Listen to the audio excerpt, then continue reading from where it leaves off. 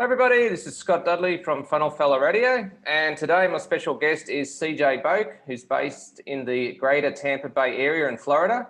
In his own words, he's a vicious copywriter whose goal is to break the rules of online business to help others make more sales. Welcome to the show, CJ. Are you ready to rock and roll? Oh, I am more than ready. Thank you very much for having me on here, my man.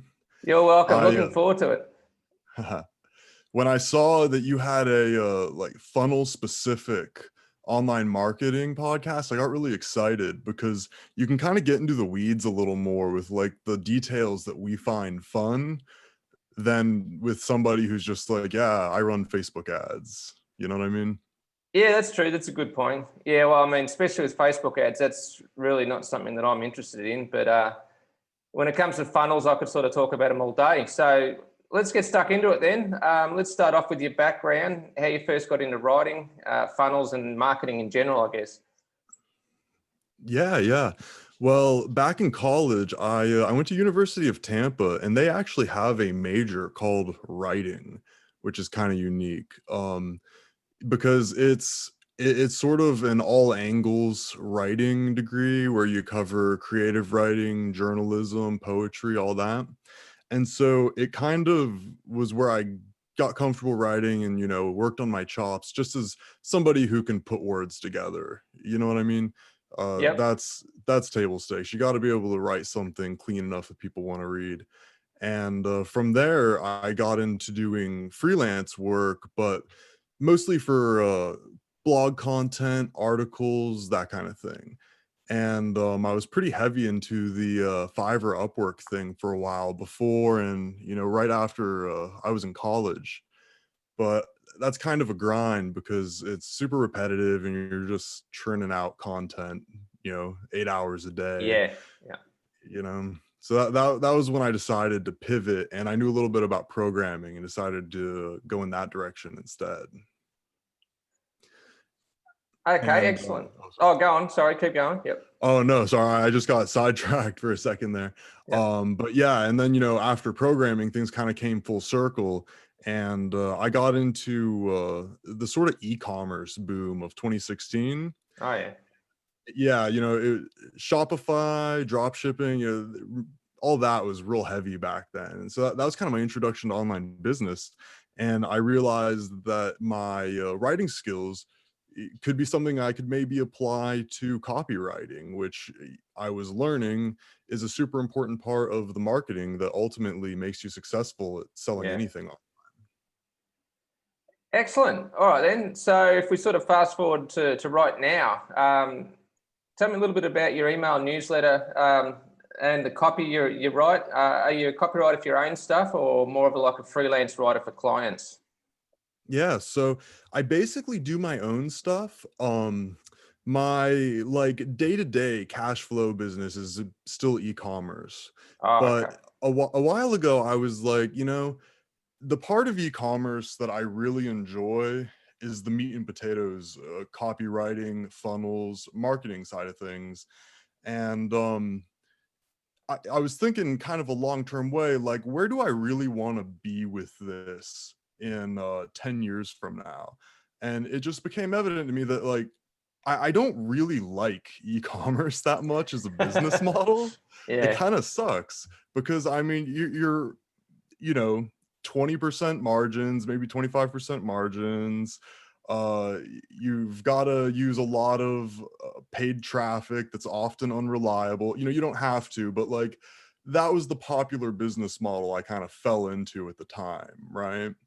And as I tried to find ways to make that more effective, that's what pulled me into learning about funnels and email marketing, and it really expanded my worldview to the point where I realized, like, crap, e-commerce is not where I want to be at all. I should really focus on the things that are really the things that really interest me, and I could go and potentially be world class at one day. Ah, okay.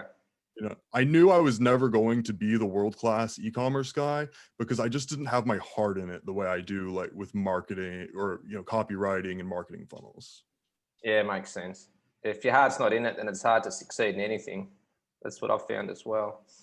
It is. It's a little bit of a cliche, but I mean, if you're not enjoying what you do, you're just not going to have the gumption to put in the hours necessary. Exactly. And yeah, I see what you mean with e-commerce. Like those margins are very slim, and really, unless you've got a decent back end, I don't see how people are making money with it. It looks like a tough slog. It really is. It's very boom or bust. You every Not everybody, but very commonly you capitalize off the holiday season and New Year's, and then over the summertime you pretty much just expect that it's going to be lean for a little bit. And I don't like business models that have sort of fundamental flaws like that. That just doesn't seem smart to me, you know? Yeah, I guess unless you're selling something like supplements or something where there's monthly recurring revenue, maybe that might be the best sort of model for e-commerce. I'm not sure. What do you reckon? Oh no, yeah, definitely. I mean, supplements are info products are probably the only thing that could make more sense than like supplements on a recurring subscription plan. Yeah, that's true. And You know? I guess with info products, unless they're actual physical products, are a lot easier to deliver as well. Yeah, exactly. Because I'm still going through it with the post office and UPS and FedEx, and I can tell you right now that that's a headache that you don't want to sign up for if you don't have to. Yeah, absolutely. So just to clarify, you're not actually writing copy like as a freelance writer for clients, are you? That's not what you're doing. Well, no, I actually do a little bit of Oh, that. okay, you do. Yeah, you know, I've kind of embraced. I almost use the word solopreneur, which is a little bit corny, but something I kind of latched on 2 years ago. Yeah, I always wanted to kind of focus on my own thing, but I actually do pick up uh, projects that I feel like will help me hone my skills a little more and get me into markets that I wouldn't get into on my own. So, like, I have a local photographer who we're working on building a sort of lead gen slash back end semi high ticket like phone sales funnel for. And I think that's really exciting stuff because you get sort of this natural connection to your customers when they're local to you and you're working with them. And obviously there's not a physical product, so your margins on that are very good. And a high, $1,000 photography package yeah, leaves you a lot of room to play with if you're, running ads. Your acquisition cost isn't going to crush you. yeah, fair enough. All right, so just to pivot a little bit and talk about funnels, do you have a sort of like a favorite type of funnel to bring in leads or sales? Yeah, well, when I saw that question, it kind of made me the way I like to think about it is I kind of like to stack my funnels so that I'll have, you have a front end funnel that really focuses on bringing in good leads by screening out the people who are serious and ultimately creating a list of customers. And then rather than sell in that funnel, I like to stack on the real selling in my back end funnel. Yeah, I see. It's just so much easier to sell to hot traffic via your email list rather than cold traffic coming in from Facebook. And you start, I've played with some things like VSL bridge pages, Oh, yeah. yeah, different ways of warming up the traffic to make the sale. But in the end, it's just like, man, this seems like it's more complicated than it needs to be. So Yeah, that's true. it's just like keeping it simple is what's worked for me. And that basically just comes down to, have a front end funnel that gets you high quality leads, and then do your real selling on the back end funnel Yeah, with email, and you do obviously. daily emails too, don't you? Yeah, I've started the daily email thing. That a little bit of a misnomer. 5 days a week. The weekends are hit. Sometimes I do, sometimes not. But that was a lesson I kind of carried over from ecom, was that frequency of your email just makes such a big difference Mm, on the customer relationship and the quality of the list. People forget who you are so fast, And people are worried about like spamming their list. But in my experience, obviously you have to use your judgment on this, and it's different for different markets. But making sure that you're top of mind for them, has superseded fear of getting unsubscribes. Yeah, exactly. And I mean, if people don't like you or they're not interested in reading your emails, they'll just unsubscribe anyway. And then the people that are interested will stay on the list, and they want to hear from you. So that's the way I look at it. Exactly.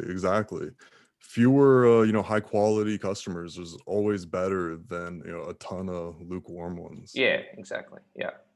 All right. So I think you've already sort of answered this question when you mentioned that you're a solopreneur, but do you have any team members, or is it just yourself? It's really just me. The only sort of interesting partnership I have is the e-commerce. Most of the e-commerce I've done has been like in clothing, and that's part of what makes e-commerce a pain, is having so much money tied up in inventory. Oh yeah.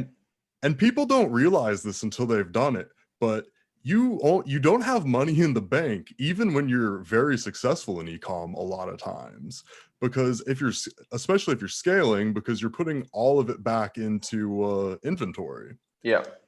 So the thing I've worked out is I found a local screen printer who will basically do a print on demand type drop shipping for me, and batch the orders each week and make them up, and even fulfill them for me, which has been a great setup, because there's print on demand companies out there, but the quality of the clothing is okay, and they're very slow. So this has allowed me to have a product that's screen printing quality garments I choose, but still being fulfilled in a reasonable amount of time.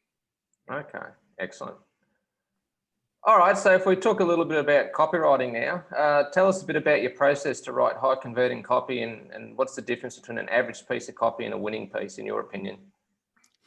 Well, in my humble opinion, I really think that the thing that separates good from great in copy is your angle.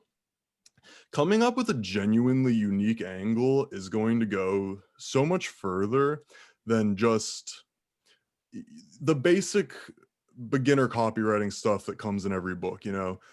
Talk about benefits, not features. What types of closes can you do? You got to pull everyone through the page from, headline, subheadline, body copy. That's table stakes. Having a really unique angle, though, is what's going to put you over the edge. I saw a screenshot on Twitter. I wish I could remember who wrote it, but it was a, big name copy guy, and it was an olive oil ad, and it was something about like, don't get ripped off by the olive oil mafia. 60 minutes tells the truth. It was nuts. It was totally nuts. But it's like, who would have thought of that as a way to sell olive oil? Yeah, true. Everybody's going to go to, all right, these olives are from Italy, and they got stomped on by somebody's bare feet, and they're completely pure. Stuff like that you would naturally think of. So I always try to think, all right, what is an angle that's both going to stand out and pull in my desired audience all at once, and maybe even find an audience that you didn't know was there. Okay, so curiosity would be huge, wouldn't it, for that? Yeah. I mean, curiosity is definitely my favorite, like, headline leverage. It's fun to implement bizarre stuff a little bit too, but you can do that. You can still create curiosity by doing that. One of the clothing things I do is in sort of the car enthusiast niche. And you think everybody likes fast cars, expensive cars. So I was like, all right, what's an angle here that I can approach the car niche? So one of the headlines I used that converted just like crazy was just "being fast sucks." And car guys, aren't used to seeing that. So just taking the opposite route proved to be the best thing I could do, while keeping it, very simple too, just 3 words. Yeah. And then I guess too, you've got to make sure you pay off the promise somewhere in the copy. Otherwise it's just clickbait, isn't it? Well, yeah, exactly. It's a balance between I mean, I guess clickbait per definition is like not doing what you're saying and not paying off. So, that's like maintaining your professional integrity, is making Exactly. Yeah. sure. Yeah, exactly. Again, table stakes. You don't want to make people feel ripped off by clicking your link. If they feel like you tricked them, they're definitely not going to buy from you. Yeah, So that's right. even if you get more clicks, you've shot yourself in the foot. Yeah, agree. Absolutely. All right. So without sort of going into too much detail, tell us about one of your most successful copywriting promotions and why you believed it performed so well. Well, I think the most successful one I ever did was the play on the slow cars thing, Ah, actually. okay. Yeah. Yeah. It just that was I don't want to say it performed like gangbusters. I don't want anyone to think I did, multiple seven figures on this campaign. Yeah. But I just played into the story of, all right, you have a car that may not be super cool, new or nice, but like you've put your heart and soul into it. You worked your retail job for months to be able to pay for it, et cetera, et cetera. And there's a huge contingent of the automobile hobby that really falls into this customer definition. So by creating a sales page in particular that just took people down this route of going from, hey, I've got this car that a lot of people might think is shitty, to taking and making them feel really good about it.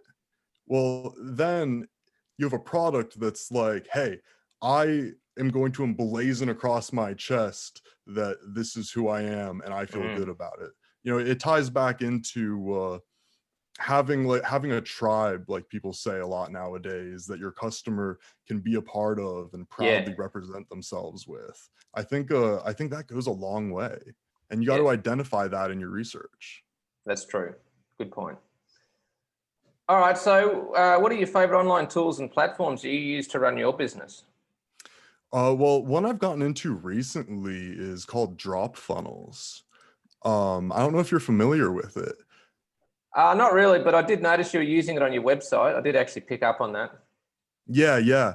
I actually listened to a podcast with the guy who runs Dropfunnels. His name's escaping me, but basically their whole proposition was that we're better than ClickFunnels because we're based on WordPress, and that makes your pages load a lot faster and gives you the ability to leverage SEO via blog articles, which is something that ClickFunnels is obviously not optimized for. Yeah, that's true. And as much of a and this is not ClickFunnels hate in any way. I like the product. I like Russell Brunson a lot, but I started playing the Dropfunnels, and although it's in this very you can tell that it's a new piece of software and there's a lot of beta features right now. But I think as they flesh it out, it's going to be really promising. Okay.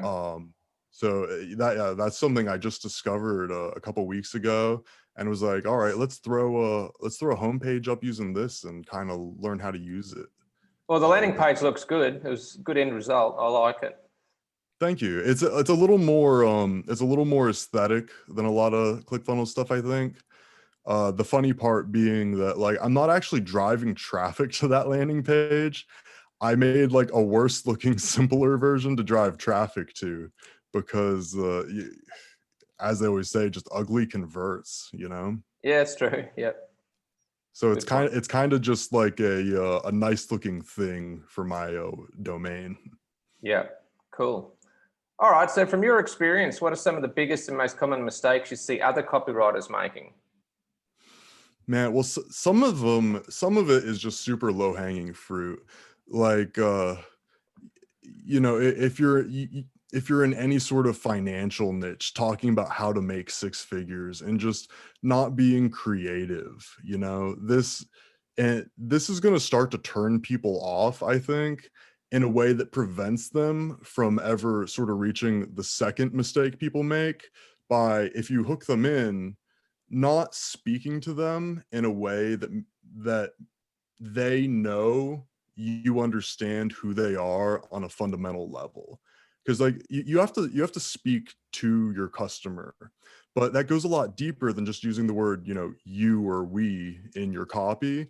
Like, you have to talk about things, experiences, problems that they've had in their life specifically, so that they go, holy crap, these people know like what's going on with me. And people don't do that.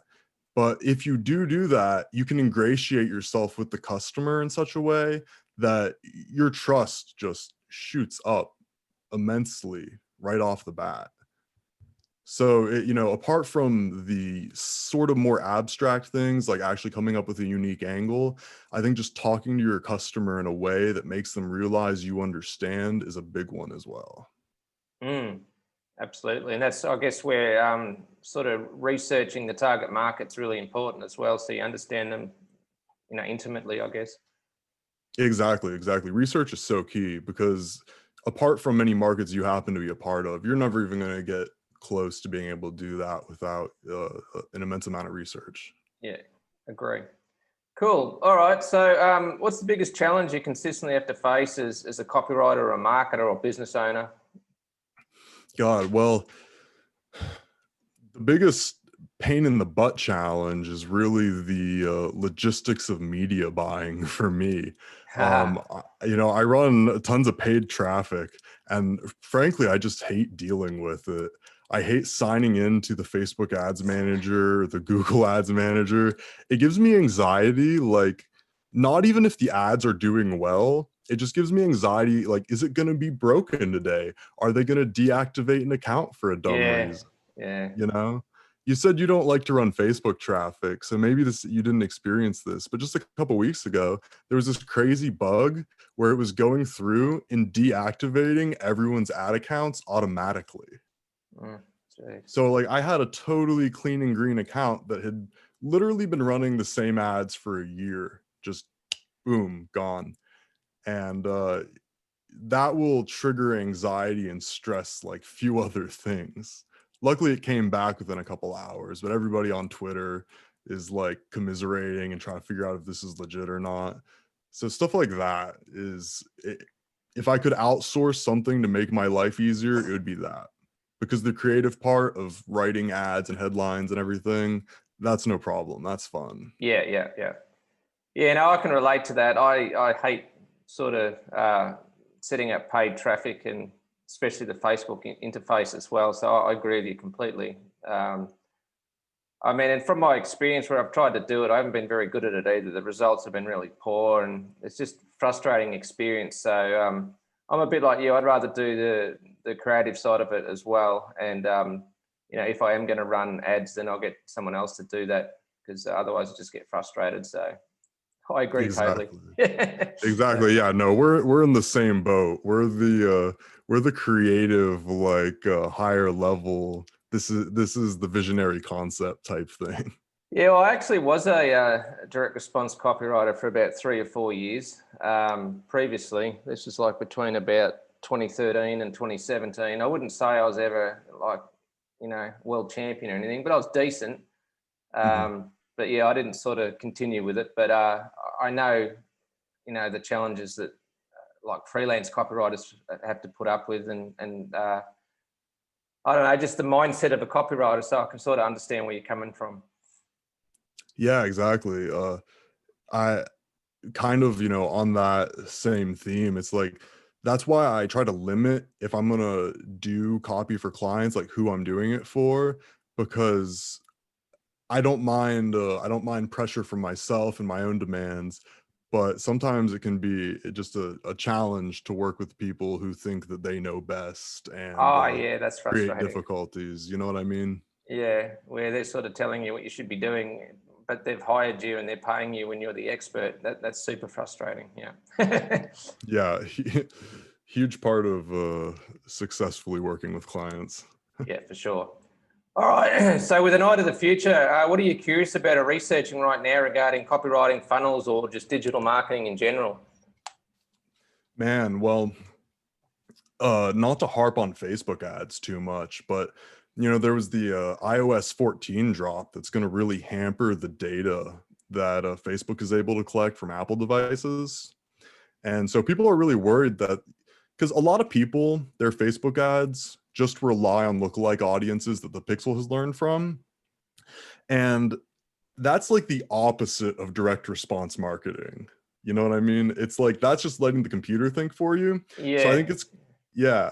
So I think it's kind of exciting for anyone with any direct response background to be like, hey, the traffic is going to get a little colder again, and we're not going to be able to rely on the computers the way we used to. You know, maybe it might not turn out like this, but this is a possible outcome. Okay. And so it's like, all right, let's get creative and let's go back to our roots here and figure out how to reposition these funnels so that we don't need those digital crutches, so to speak. I think that I think that the traffic sources people don't talk about so much are going to be big, like quietly big for the people who get good at them. I'm looking into native Oh, yeah. ads, Yeah, yeah. and native is it appeals to me because there's a really high barrier to entry with native. Everybody who runs it talks about having to really burn a lot of money before you get it going. And I see that as a good thing, because if you can get good at it, you have a market with less competition. And to be clear, I've never run native ads. This is just one of my fun marketing hypotheses. But I think stuff like that is going to be important if you want to keep growing moving forward. Yeah, interesting. And with those Facebook lookalike audiences, I've always wondered if they're legit, to be honest with you. I just, to me, I just wonder if Facebook just somehow pulls it all together and, because it's more money for them. I wonder if it's really, if you can make money from them. I mean, I'm not experienced with Facebook ads, so I'm not really the right person to talk about it, but I've always just been sort of curious whether it's the real thing or if they just make it up. Oh, Scott, don't get me started. I have all kinds of conspiracies on what Facebook is doing. Yeah. Like they raise your cost per acquisition just high enough so that they know you won't leave, but just to keep you in there, and but enough so that they can profit maximally. And the reporting is nuts. It's just not accurate in my experience. So I too wonder, like, what are they doing over there? And sometimes to set up those pixels and all of that sort of stuff, it can be a bit confusing as well. It's sort of, you need a bit of a tech background, don't you? Yeah, a little bit. A lot of the time I sit there and think, like, if I didn't have a programming background, Ah, this yeah. would be overwhelming to me. Yeah, good You point. know, it and they're not always reliable too. Once you set them up, getting the events to trigger, I think that's kind of another interesting area I'd like to move into in the future is how can I, now that I have a little bit more of a grip on what it takes to run a business in the digital marketing realm, like how can I use my programming skills to make this easier on myself? Yeah, And it's a you good know point. and I think tracking is a sort of general area where we could stand to improve. I haven't played with a lot of the tracking software out there, but if that because a lot of it's pretty involved and expensive. So if there was like an easy low barrier of entry thing that you could just measure, say, your email subscribers life cycle with, I think that'd be appealing for a lot of people. Well, you could almost create a SaaS product to solve your own problem and then sell it to other people. So, I mean, that's just a possibility. Oh yeah, 100%. Yeah. I would love to have a SaaS business that does that. That gets into that gets into the realm of just being a little more involved, because I'd be like, all right, I really want good programmers, so I'll have to hire a programmer, and it would grow Yeah, more. true. Yeah. But I mean, It's, I think that's kind of an exciting thing to do once in your life, at least, too. exactly. Yeah, it's just something to think about, I guess. Yeah. Cool. All right. So, who are your marketing idols or the biggest influences on your career? God, a lot of guys. Um, I think about the old school, the quote old school guys and the quote new school guys. There's the David Deutsch, Frank Kern, God, I'm having a bit of a brain fart here, but I really like Craig Clemens and the stuff he's done with Golden Hippo. I mean, I think a lot of people think of him as great, so I won't say underrated, but I've studied his VSLs for some of his companies and things like that. I just think, his work is very impressive. Um, I obviously like Ben Settle. You commented on that. That was Yeah. what I was playing with my Dropfunnels thing. Is when I was learning Dropfunnels, I'm like, let's just copy Ben Settle's like homepage, just to learn it. And so that's what I did. And I had it. I'm like, I'll throw this up. Like it'll change over time, so it won't Yeah. matter. But he's inspired kind of the email side of things. Obviously, I really like what he does. It's funny, everybody says to like read the boron letters and Halbert's stuff when you first start. But I found that I wasn't able to appreciate Halbert's stuff until I learned the lesson for myself. And then like looking back, I'm like, oh, that makes sense. But I was like too dumb to learn it from him initially because it's a Yeah. little bit shrouded. You know what I mean? Yeah, that's true. I've read that book, and some of it can go over your head if you're not really ready for it, I guess. Yeah. Yeah, that's why I just don't think it's the best thing to give a rank beginner copywriter. Yeah, I'd agree with that. You know? Yeah. I think some people would wonder why they're reading it. So yeah. Yeah, exactly. You do it first. It's like he's telling me to go eat fruit and go Yeah. on the road. What is this about? Yeah, that's right. The road work, as he calls it. Yeah. Yeah, exactly. But you see the genius in it You do. after the Yeah. fact. Yes. Yeah. I'm like, oh, like this is how to really incorporate a story that grabs people into your copy and take it a little deeper. He talks a bit about fasting in that book as well. So Oh, does he? I yeah. forgot about that. Wow, that's just funny given what a hot topic that kind of is right now. Yeah, that's true. Yeah. Well, I saw I saw an old Agora sales letter for like a ketosis diet, and they're talking about just eating steak and eggs, and I'm like, man, these talk about being ahead of your time, Yeah, that's true. Yeah. And that's kind of the angle thing. They're like, an apple a day keeps the doctor away. How about steak and eggs every day keeps the doctor away? And whenever this came out, I'm assuming decades ago, that would have been a hot take at the time. Yeah, exactly. Yeah. People would have looked at that and thought, what? What's this? Exactly. But it's not so bizarre that they lose credibility. Yeah, that's true. Yeah, they haven't taken it too far. So yeah, you're right. Yeah. That's something that you can fall victim to when you're like testing aggressively. Yeah. Don't go too crazy. Yeah, agree. Cool. All right, then, just to wrap up. So where can people go to find out more about your services and or your products? Just go to my website. It's just my name, cjboake.com. I have my email newsletter on there, and that's really the best thing. It's the one-to-one communication.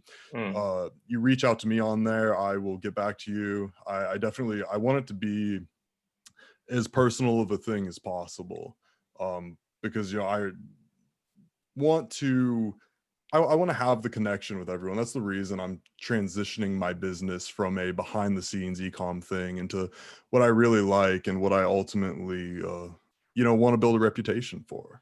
Yeah, absolutely. Following your passion sounds great. Exactly. Awesome. All right, then. Thanks for being on the show, CJ. I appreciate your time. All right, Scott. Hey, thank you very much for having me on the show. It really means a lot. You're welcome. It was a blast. Take care. All right, my man. Talk to you soon.